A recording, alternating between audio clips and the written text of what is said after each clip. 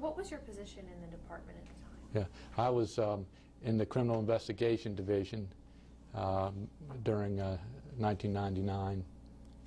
And how did you find out about the call? What was your role in sort of the beginning moments? Yeah, once the shooting was reported, it was at Grayston's store in Whiteford, and once that was reported to the sheriff's office,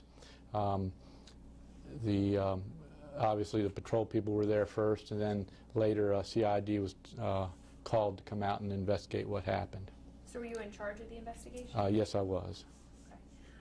What is your sort of understanding of the overview of what happened? What we learned from our investigation was the victim, Lynda Blair, worked at Grayston's store during that time period, and the shooting took place after the store was closed, and the protocol normally were after the store closed to secure all the doors.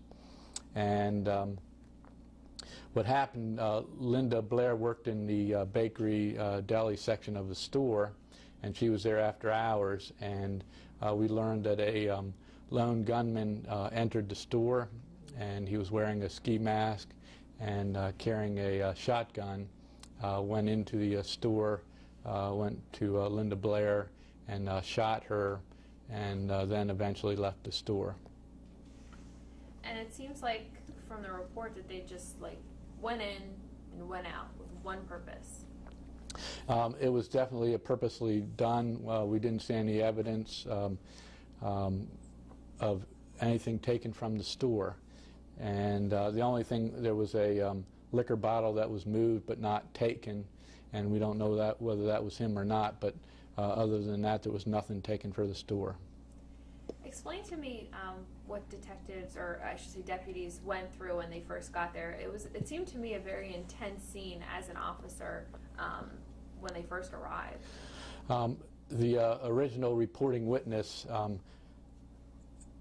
who heard the shots and saw Lynda Blair, she left the store, and so she didn't know whether the suspect was still in the store or not.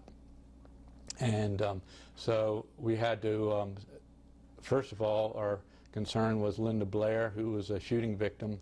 So some of the deputies went in with medical personnel to secure that area so they could get Lynda Blair out of the store.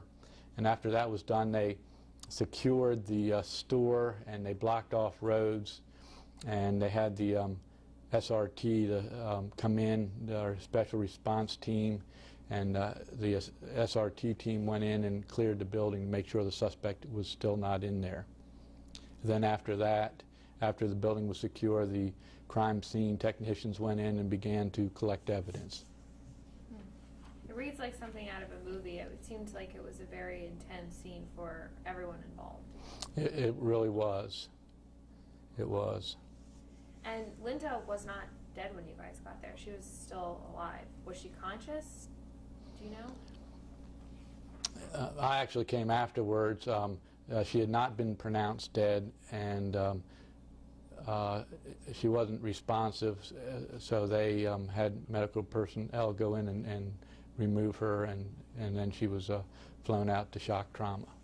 And the deputy on the scene described her condition as rapidly deteriorating, so it seems like in a way, not knowing if the gunman was in there or not, they really risked their lives to make sure that they got her out into safety. Yes, she was their primary concern. How long after did she pass away? I don't really know the exact time frame, but it was shortly after. There was not much time passed before she was pronounced dead. So it wasn't like a few days, it was No. maybe a few hours. Right, a few hours. Describe to me the area of Whiteford. I mean, this grocery store, when I looked at, you know, the sort of Google satellite images, it's very rural. It's still very much surrounded by farmland. It is very rural in that area. Since then it's grown up a little bit, but it is definitely a rural area of the county. Do you think that isolation, the isolation of the store, maybe aided the killer in being able to sneak away?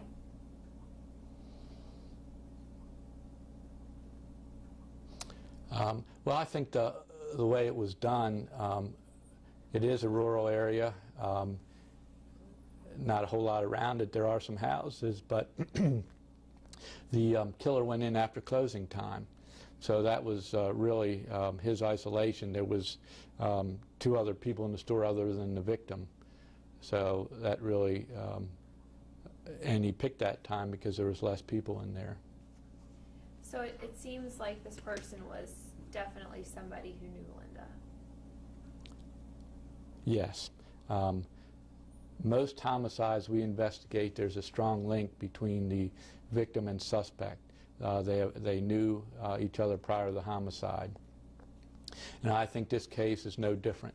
I think the suspect did know the victim ahead of time. Did it seem like, it seems like somebody who would have also sort of had intimate knowledge of her work pattern. Yes. You know, of how late she would be there, of, would you agree with that? I agree with that. Obviously, they knew the store hours. Of course, that's not hard to figure out. And they would have known that, obviously, that she was working and the hours she worked and things like that. They had done some homework prior to this shooting. I also read in the report that, you know, sort of like when a married woman's murdered, very often it is the husband. So, of course, that's one of their first stops, not only to see where he was, but to notify him. Were you a part of that? Did you go to the house that night? Or? Yes, I did. And that's normally what you try to do, is make notification to the family right away, and so that they can respond to the hospital. So we did do that. Anything like this, we get to the scene, we really don't know who the suspect is, so the first place we usually start, we interview the people. You know, obviously we interviewed people at the store first, and then we began to interview family members also, because typically that's a good place to start with something like this.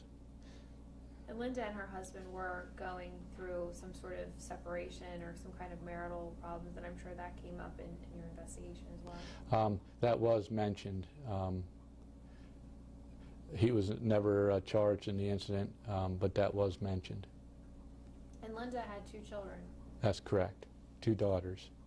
Did you have any interaction with them that you can remember? I did, yes. They were very close to their mother and very upset by this.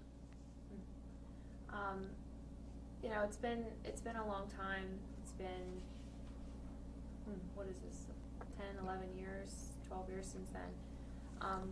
What's it like for you, you know, when you've since moved on and this case kind of still sits out there?